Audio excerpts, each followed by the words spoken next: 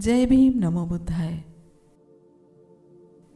भारत का इतिहास केवल राजाओं, युद्धों और साम्राज्यों का इतिहास नहीं है। ये विचारों का इतिहास है, ये परंपराओं का इतिहास है और ये समाज की संरचना के विकास का भी इतिहास है। लेकिन इतिहास के कई विषय ऐसे भी हैं जिन पर आज भी बहस जारी है। ऐसा ही एक विषय है वैदिक परंपरा और ब्राह्मणवाद। क्या ये दोनों एक ही हैं या फिर ये दोनों अलग अलग परंपराएं हैं? क्या वेदों में जाति व्यवस्था थी? क्या प्राचीन वैदिक समाज में ब्राह्मणों को जन्म से श्रेष्ठ माना जाता था? और अगर नहीं तो फिर वर्ण व्यवस्था और जाति व्यवस्था कहाँ से आई? आज के इस वीडियो में हम इन्हीं सवालों के जवाब खोजने की कोशिश करेंगे। इस वीडियो में चर्चा होगी वैदिक परंपरा क्या है, वैदिक समाज की संरचना क्या थी, ब्राह्मण किसे कहा जाता था, ब्राह्मणवाद क्या था और दोनों में मूल अंतर क्या है। तो आइए शुरुआत करते हैं। सबसे पहले हमें समझना होगा कि वैदिक शब्द का अर्थ क्या है। वैदिक शब्द की उत्पत्ति वेद से मानी जाती है। संस्कृत भाषा में वेद शब्द का अर्थ होता है ज्ञान, इसलिए वैदिक परंपरा का अर्थ है वेदों पर आधारित परंपरा। वेद 4 माने जाते हैं: ऋग्वेद, यजुर्वेद, सामवेद और अथर्ववेद। इनमें से सबसे प्राचीन और महत्वपूर्ण वेद माना जाता है ऋग्वेद। ऋग्वेद क्या है? ऋग्वेद प्राचीन भारतीय साहित्य का सबसे पुराना ग्रंथ माना जाता है। यह मुख्य रूप से देवताओं की स्तुति में लिखे गए सूक्तों का संग्रह है। ऋग्वेद में कुल 10 मंडल, लगभग 1028 सूक्त मौजूद हैं। इतिहासकारों के अनुसार ऋग्वेद के सबसे पुराने भाग मंडल 2 से 7 तक माने जाते हैं।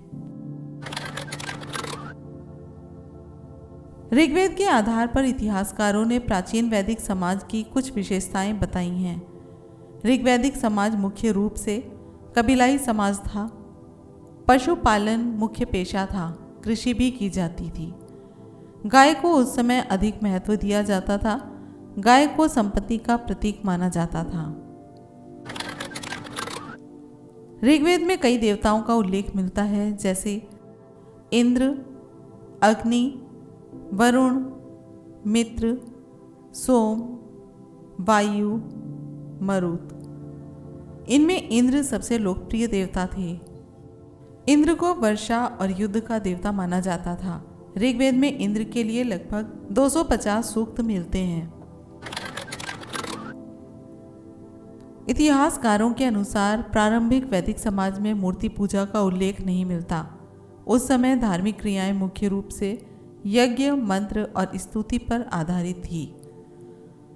अब हम आते हैं एक महत्वपूर्ण प्रश्न पर। क्या वैदिक समाज में वर्ण व्यवस्था थी?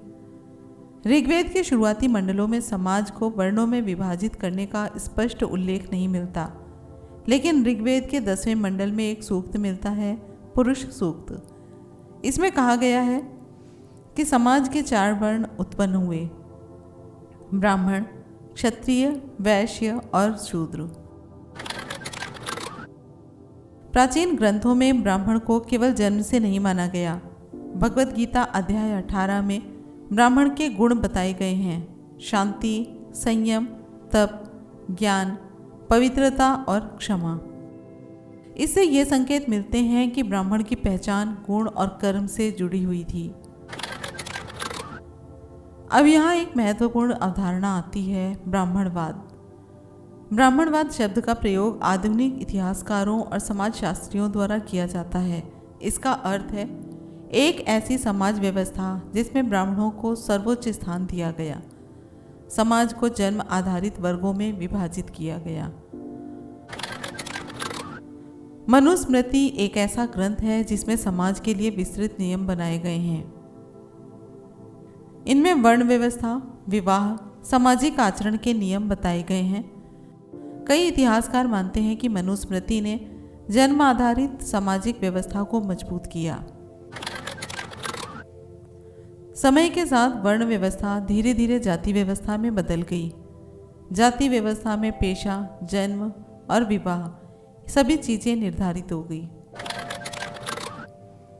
भारतीय समाज में कई सामाजिक कुरीतियां भी विकसित हुई, जैसे कि सती प्रथा, बाल विवाह, देवदासी प्रथा और स्त्रियों की शिक्षा पर प्रतिबंध। इन प्रथाओं के पीछे कई ऐतिहासिक और सामाजिक कारण रहे। 19वीं और 20वीं सदी में कई समाज सुधारकों ने इन कुरीतियों के खिलाफ आंदोलन चलाया, जैसे राजा राम मोहन राय, ज्योतिराव फूले, ईश्वरचंद विद्यासागर और डॉक्टर भीमराव अंबेडकर। इन लोगों ने शिक्षा और समानता पर जोर दिया। तो जैसा कि आज हमने वीडियो में देखा कि वैदिक परंपरा क्या थी, ब्राह्मण की परिभाषा क्या थी, ब्राह्मणवाद क्या है और समाज में परिवर्तन कैसे हुए। इतिहास को समझने के लिए ज़रूरी है कि हम तथ्यों, ग्रंथों और शोध के आधार पर विचार करें। मिलेंगे अगले वीडियो में एक नई जानकारी के साथ। जय भीम, नमो बुद्धाय, जय संविधान।